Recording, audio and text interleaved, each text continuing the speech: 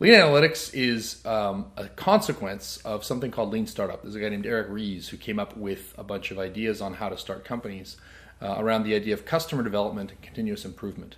And Lean Startup took off really well. Analytics is the analysis of information and metrics to understand where you are and where you should be going. And so if you put the two together, Lean Startup is all about this constant cycle of building and measuring and learning very, very quickly. The way you measure and learn is analytics. And so Lean Analytics is a book that my co-author Ben Yoskovitz and I are working on. It's nearly finished. It'll be published early next year. That takes the lessons of Lean Startup and shows you how to use data to build a better business faster. Sure. So I'm going to give you an example that has nothing to do with technology, which is great. A good friend of mine in San Diego owns a restaurant called Solare. I was down there a few weeks ago. And his son yells to him across the room. He says, 24. And I'm an analytics guy, so I'm like, wow, that must mean something. What does that mean, Randy? He says, oh, every night we measure the cost of staffing divided by the gross revenues. And if that number is below 30, we're healthy. Like, why is that? Well, if it's over 30, you had too many people on, or they didn't sell enough stuff. They didn't sell $200 bottles of wine. If you're below 20, maybe there's another risk that you didn't have enough staff in and people will be unhappy. But I can do something about revenues by telling people to sell more. And I can do stuff about staffing by telling fewer people to come in that night. And so that's a really good ratio to watch. And it turns out 24 is a good number. And those are really simple metrics, right? So as he's trying to find what's the right number of staff, or how hard should you sell a bottle of wine, or things like that, these are good numbers, good metrics. And that's the kind of focus that many startups lack.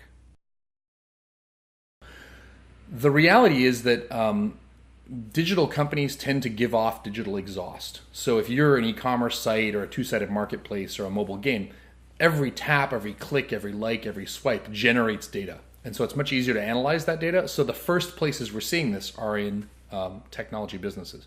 And there's another reason for that as well. If you look at what makes a startup, it's usually an organization designed to grow fast.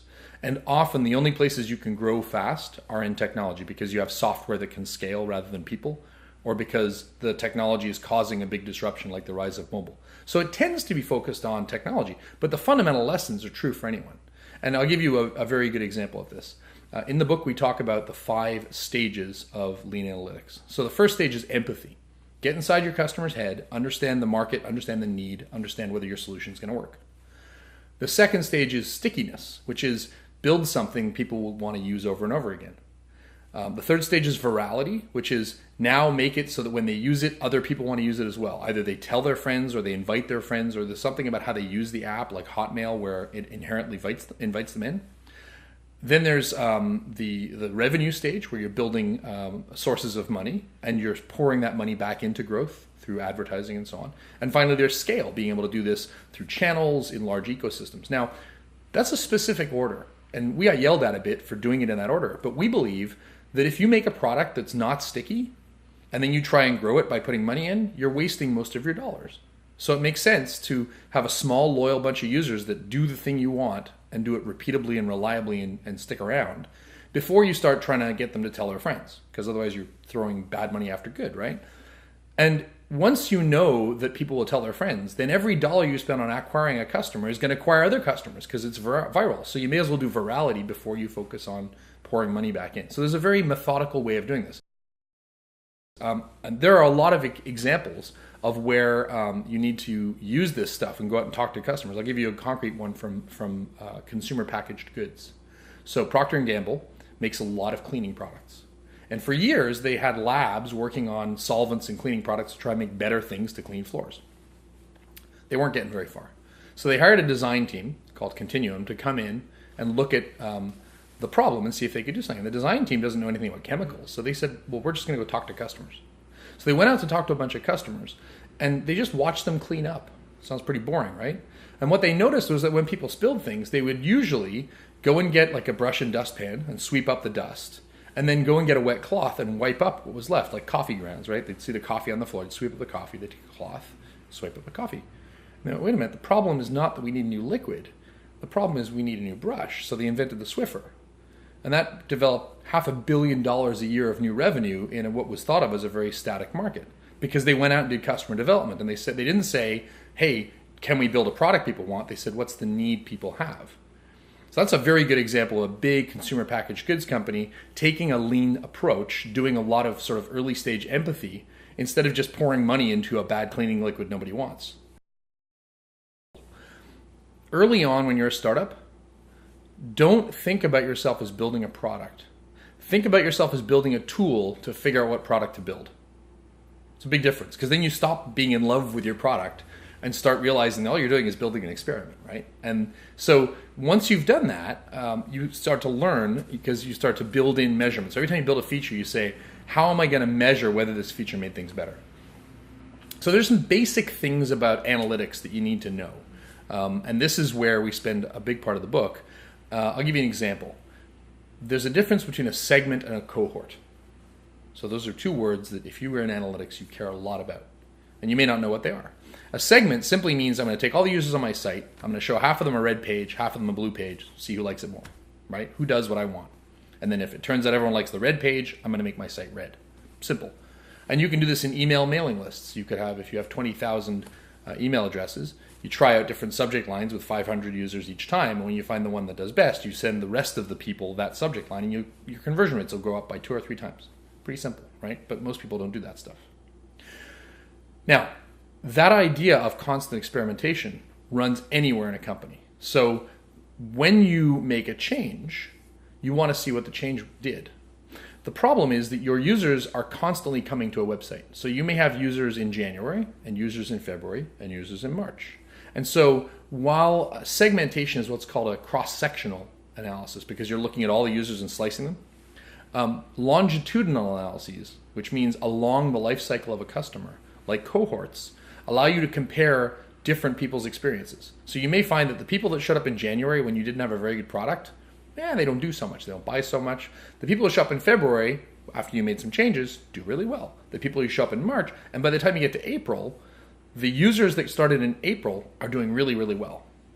If you analyzed all the users on your site, it might look like they weren't doing so well because you're muddying the waters. You're blending in the January, February, March, and April users. If you just look at the April users, you'll find out, wow, those guys are doing great, right? And so it's very important to analyze what's called cohorts, or groups of people over time, as well as to do these cross-sectional analyses. Imagine that I have users from January, February, March, and April. The January users are all grumpy and mad because my site sucked. The February guys are okay. The April guys are ecstatic. And then I run some kind of a test. So I do a cross-sectional study of those users, and I say, hey, I'm going to show them A and B or red and blue sites. And it turns out that the guys that had the red page do okay. But when I look at the guys in April who saw the red page, they do awesome. That's doing a cross-sectional analysis of a longitudinal study or cohort analysis. It sounds pretty complicated. But you can see how if you don't understand those basic sort of blocking and tackling rules about analytics, you're going to make some dumb decisions because you're going to be dealing with bad data. So the field of analytics has changed significantly. In the past, it was simply counting how many page hits you had. Not very interesting, right? Because that could be one person maniacally clicking your site or 1,000 people visiting and leaving. Increasingly, those tools have grown sophisticated both in how they think about things. So Google Analytics recently changed itself, so it's much more about visitors instead of visits. But also the JavaScript technology that's in browsers or the capture technology that's in mobile devices has become much more sophisticated. So now I can do things like measure how long you're on a page for, right? Your engagement time. It turns out if you're on a media site, you spend about 60 to 75 seconds on a page you're engaged with. If you're on a software as a service site, that'd be terrible because you're not being very productive, right? You want to do a thing and move elsewhere. If you're an e-commerce site, maybe you want them to move through the shopping cart quickly and get to the purchase. So measuring those kinds of subtleties, how long does someone spend on a page, is important. You can also start to aggregate things like the cohorts and segments we talked about before. So show me engagement by the people who came in February versus the people who came in April. Turns out it's better or worse, right? And so you're seeing tools like Kissmetrics, Heat and Shaw's product, Crazy Egg, which was another thing that Heaton put together, which shows a heat map of where people clicked. You can start to see there's a company called ClickTail that lets you replay users' visits and see what they did. It'll even show you things like which form field someone didn't complete. So maybe there's a certain part of the form where people are abandoning, so that's pretty important. And increasingly, you can use these tools, but you can also build your own hooks, right? You can build, if you're using well-known frameworks, you can build these tools. For starters, Ben, my co-author, and I have both started companies and had exits. I was the co-founder of Coradiant, and Ben is VP of product at GoInstant, which was recently acquired by Salesforce. We've had other startups that didn't go as well. That's important to have good and bad stories. But I think one of the things we learned a lot from is a startup accelerator we ran in Montreal called Year One Labs, where we brought 5 pairs of founders in out of a field of about 130 people we interviewed. And we had them, for about a year, build products and launch them. We learned a lot, and so some of the case studies in the book are from them. But most of the case studies are from people that we know through our speaking or through the events that we run or through our networks. And in many cases, we've talked to VCs about their opinion across all the startups they've seen. We've also talked to big companies like Totango, which measures software as a service, like Price Intelligently, which does automatic pricing tools, and a variety of other companies who have customers that will let them share their data anonymously. So let's say you have 1,000 customers that you're doing analytics on. Maybe you're allowed to share some of that data. And so we start to do things like, what is a normal conversion rate? So I can tell you, and these numbers are hugely varied, but I can tell you right now, if you run a software as a service company and you use freemium as an acquisition tactic, roughly 0.6% of your users who are free will convert to paying every month. And roughly 2.3% of those customers every month will upgrade to a more expensive tier. And if you're doing things right, between 2 and 5% of those customers will leave every month. Those 3 numbers, you can build a business model. I didn't know those numbers before I wrote the book. So and by the way, those numbers are wrong, but they're a line in the sand, and now you can measure and find out what's right for your organization. That's the way you got to start thinking about this stuff is what's normal? How do I draw a line in the sand? What's my business model, right? So in the book, we have about 30 case studies. We have about 15 patterns, sort of best practices. We have some tools that we use. There's something called, there's a variety of tools for looking at the lean structure, like checklists and things like that. Some stuff based on Ash Moira's Lean Canvas, which allows you to sort of measure where your business is and sketch it on a notepad. So there's a bunch of sort of practical tools, and we walk people through this, like which business model are you? Okay, then turn to chapter 12. And so we try and lead people through the process of what business are you in? What stage is your business at? What metric matters to you right now? What's normal for that metric? And how do you measure your improvement past that metric so you can go to the next stage?